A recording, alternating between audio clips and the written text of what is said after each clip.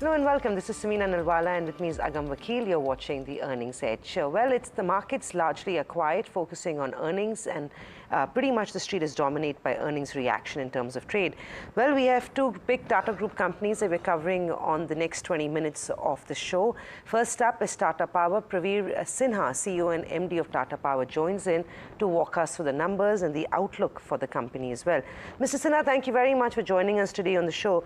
Mr. Sinha, let's begin with the numbers that you've posted. More or less flat in terms of revenue. EBITDA is up marginally, margins remain flat, profits also largely in line with what we saw in the same quarter last year. You want to talk us through how the core business is doing and what's happening on the margin front as well? Yeah, good morning and thank you for having me on your show. I think we need to look at the results that consistency is coming in the company. And second is that whatever we are doing, it will be sustained going forward. So that's the good part of the result. Also, the important part of the result is that we are seeing that our performance is now tilting more towards our core business. All our existing operations, whether it is our generation or it is our transmission, distribution, renewables, have yielded good results. And this time, nearly 71% of our profit has come from the core business, which we expect in the future quarters will move to 80 to 90%. Secondly, what is also important is that many of the changes that we have made is stabilizing our operations, and this will ensure that there is a much better and consistent performance in the long run. So it's a very satisfying quarter as far as we are concerned. So let's take this one at a time. And what we did realize was that the third quarter results was impacted also because for Indonesian coal. Now that has been a key driver of profitability for Tata Power over the last 2 years. This time around, it's actually impacted your profits in a negative way. You want to talk to us about what the net long positions there stand at and what's the outlook on Indonesian coal? So the Indonesian coal impact to a large extent was last year when the coal prices went up. But if you see it in last 10 years, the Indonesian coal business has not given very great yields. It has given consistent yields, but it has been very stable in terms of the yields that it has given. It was only last year that we saw a huge increase because of the prices of coal. That has now come back to a much stable level, and we expect that it will remain around the same level going forward. So there would not be much of a yo-yo that one would see in the coal prices. But what it also means is that it is giving opportunity for our existing businesses to further enhance their profitability and ensure the consistency, notwithstanding the fact that the contribution of the coal business is less. So I think what we need to see is whether our core businesses are giving us the type of returns, and some of the non-core businesses which were one-off, as to that extent, even with their less contribution, we'll be able to do better. Right. Mr. Sinha, a question on the generation business. I know that on a sequential basis it's been largely flattish, but year on year we have seen a slight decline when it comes to revenues coming in. What are the challenges here? Why is it that this decline has in fact come through? And you earlier alluded to consistency. Can we perhaps expect from here on a little bit of an improvement as far as the generation business is concerned? So in power business, revenue has no meaning because it is based on the prices of coal. And last year, since the prices of coal were a little higher, the revenue was higher. What is important is how is your operating profit and how is your EBITDA and PAT, which has shown a very good increase in this quarter.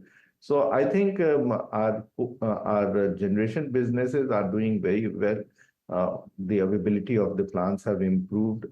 Their scheduling takes better because they are very good in merit order. And the efficiency improvements, the benefit of that has started getting seen in terms of better EBITDA and operating profit and the PAT. So I think generation business is a very, very stable business and is a cash cow of the company, and it will continue to do so in future years too. Right, so and that is evident in the profitability as well. A question then on renewables as well. So what are the plans on the annual in terms of the full financial year? Where have we been in terms of the capacities? By the end of this financial year, that is by the end of fourth quarter, where do we expect capacities to stand? And what are the plans for FY25 going in? So you will see a lot of capacity addition happening in the last quarter. Last year, we went a little slow on executing some of the projects, considering that the cost of the modules were very high, which has come down in last 6 months, and we will be taking benefit of that by executing large-scale projects in this quarter, as also in the quarter 1 and quarter 2 of FY25, and thereby improve our margin. And we do expect that from our present capacity of nearly 4,300, we'll reach a level around 5,000 megawatt by this year end. But you will see more capacity additions happening in the next financial year. And we are all geared up to implement the projects. All the land is there with us. The evacuation arrangements have been tied up. So also the procurement of the modules. So we will implement, we have nearly 5 gigawatt of projects under implementation, and most of them will get implemented in next 12 to 18 months. Mr. Sinha, while we are on the space of renewable energy, I have a couple of questions here, but let's start with the government's initiative on solar rooftops. Now, you own a pretty large, significant market share in this space. When do you think this is going to be revenue accretive? Yeah, it is going to be very revenue accretive and also profit accretive. This could not have come at a better time for Tata Power, because the requirement in this scheme is that it has to be domestically manufactured modules. Our module plant is ready and it has already started production. Our cell plant will be ready by first quarter of next financial year. So we will be able to produce these modules and supply for the rooftop business. The project is a huge project. We are expecting something like 30 to 40 gigawatt of capacity addition that will happen in next 3 to 4 years under this program.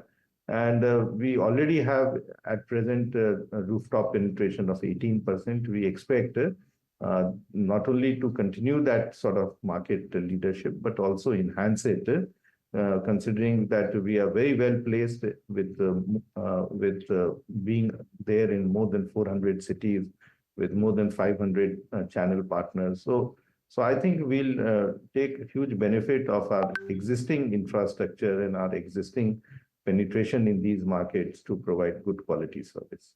Quick follow-up on that. While it is still early days for solar rooftops, and you've mentioned that you own 18% of the market share, what sort of a percentage contribution can we expect from this segment on your top line in the near to medium term?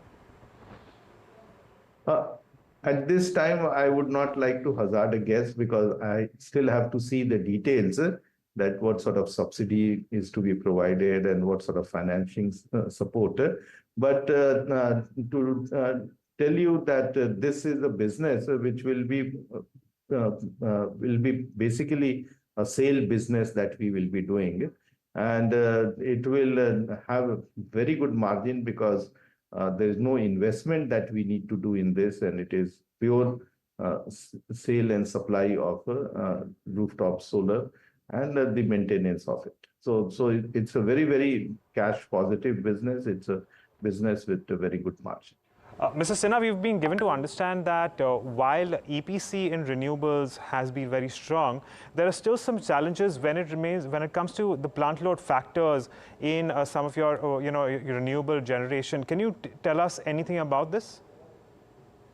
So we had done benchmarking with similar plants in similar locations, and we find that we are benchmarked in the sense that in most of the places our availability and our generation is much better than any of the other modules or other suppliers of electricity from there. So to that extent, we are very confident, and we keep on working and using many of the digital technology to ensure that our performance of the solar and wind plants are of the line. However, what we have also seen is that there are huge weather pattern changes that happen. So the number of days of sunshine in few months have changed. Not that on an overall 12-month basis it has changed, but in some quarters it has reduced, and some other quarters it has increased tremendously. So also the wind speeds, the pattern of wind speeds have changed. What used to be very high wind speeds in few months has reduced, but in subsequent months it has virtually.